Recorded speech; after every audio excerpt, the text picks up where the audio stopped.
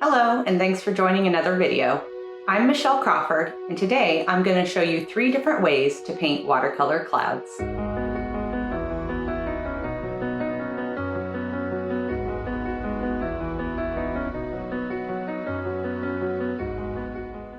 Let's start first by going over our supplies. I've got my Winsor Newton combination of Cotman and Professional Series watercolor palette here. I just cleaned it, so I only do that about once a year, so you're getting a nice fresh palette. For this video, I also have a piece of B watercolor paper. This is a 100% cotton color or watercolor paper, which is really great for watercolor, plus it's a lot less expensive than some of the other brands out there. And I've already got my paper taped down to my surface, and we're going to cover 3 different ways to make watercolor clouds today. So I've got it sectioned off into 3 sections just with some tape. I'm using the Holbein soft tape, which has become one of my favorite tapes. It tends to not really tear the paper, which is always great. And then I've got a couple jars of clean water. As we go through the video, you'll want to make sure that you keep at least one of your jars clean, because we will be using some clean water in the process. I've also got a couple watercolor brushes, around 10. This is one of my Craftamo bamboo brushes. Then I've also got a wash brush. This is my Emma Lefebvre Craftamo oval wash brush that I'll be using to wet up my paper. And then we'll be trying out some different techniques today. So I have some tissue as well as some paper towels that I've just cut into little squares. I can cut these up and keep them handy at my workstation. So I use them to blot up mistakes or use them for lifting and things. They just come in really handy to keep little small squares of paper. And then I also have a spray bottle, which I'm going to use to wet up my paints. So for the sky, I think what we'll use is a cobalt blue. I love cobalt blue, or sorry, not cobalt, but ultramarine. I love ultramarine for skies because it's a beautiful sky color. Plus it tends to granulate a little bit, and I really like the way it looks in the clouds.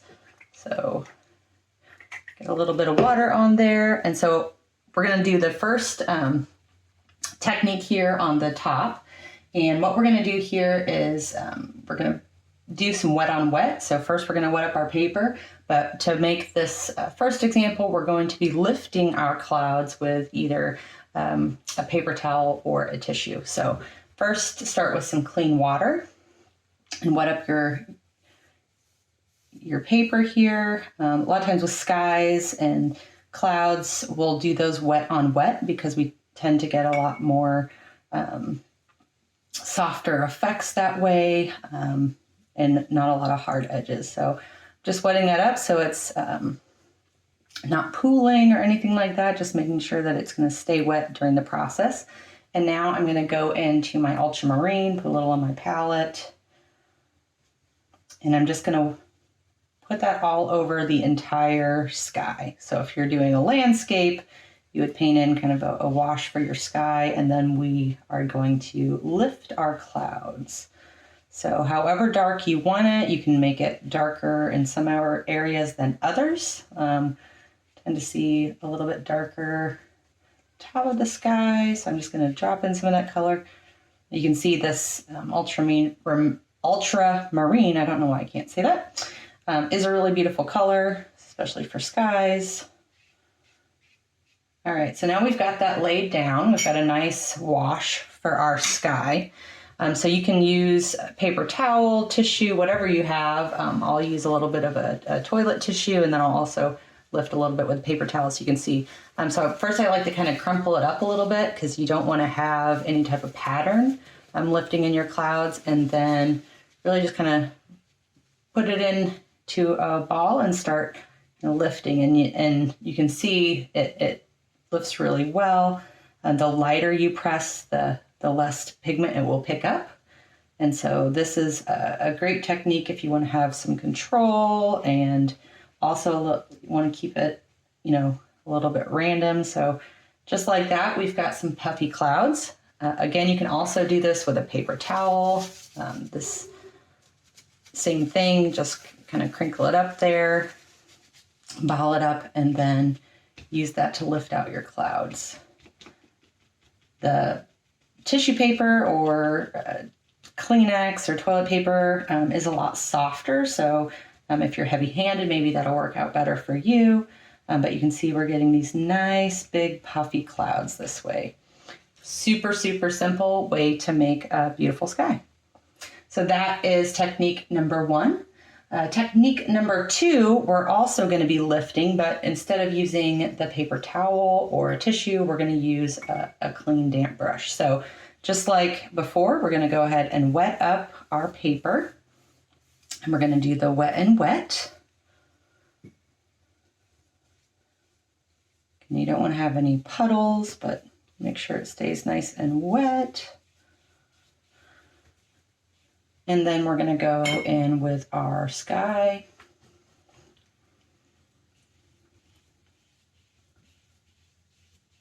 Just like we did before.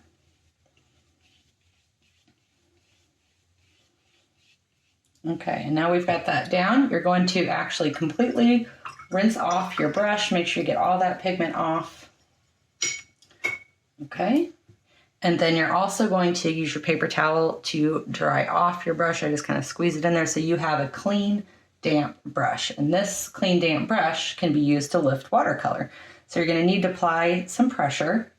When you go back in, you can see it's lifting up, and you can even blot that color off. You get a little more control this way. I like to use this technique when I'm making, more wispy clouds in the sky. I tend to use the blotting effect when I'm doing a more kind of big puffy clouds.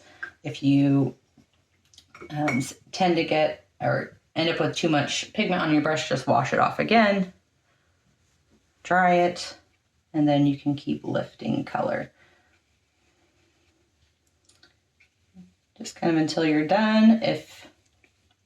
Again, this is great for more wispies or controlled cloudy sky, but totally up to you. All right, now this last technique is going to be a little bit different. It will be a little bit wet on wet, but we're going to start wet on dry. And for this technique, we're actually going to start first with our sky color. So I'm going to go ahead and get some more of my ultramarine. And I'm actually going to add a little bit of water to this so I can get a nice wash here on my palette. Now before, what we're going to do this time is instead of painting the whole sky and then lifting out the clouds, we're actually going to paint around the clouds with the sky color, and then trying to soften up some of those edges. So I'm just trying to make sure to put paint where there isn't a cloud. It might look a little odd at first, but we're going to soften this up with some clean water.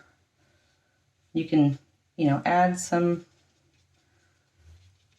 little spots of color here and there. Clouds aren't perfect. All right, so now we've got this down. I'm going to rinse off my brush really, really well. And actually for this step, I think I'm going to switch over to my round brush. So I've got a little bit more control. And I'm going to grab my clean water this time. I want to make sure it's very important that you have clean water because we're going to go in and add that clean water to the cloud areas, and then use our brush to kind of soften up the lines around the clouds and get a little bit of a different effect here. So again, grabbing some clean water, dropping it in, and really just trying to rough up the cloudy shapes that I put down before or painted around, and keep that paint flowing. Now, because I didn't start wet on wet, you're noticing that I'm getting a lot more texture with this technique, some harder edges, which again, you can soften up with your brush. But once you get to this point, if you want to do some tweaking, you can always just grab some more of your pigment. Now that everything's kind of wet, and drop it in different places, create some different clouds, and even let this dry and do multiple layers of clouds as well. And with this technique, you also have a bit more probably the most control as far as the look and shape of your clouds, because you're having a lot more control over where you put your brush.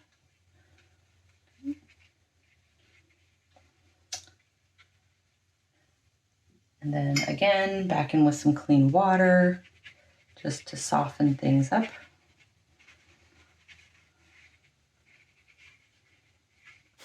And now I'll time warp and use my heat tool to dry my watercolor paper and then peel off my tape. And you can see the end result here is 3 very different, very beautiful, and very easy ways to paint watercolor clouds. I hope you enjoyed this video. If so, don't forget to hit that like button and please subscribe for future content. Thanks and happy painting!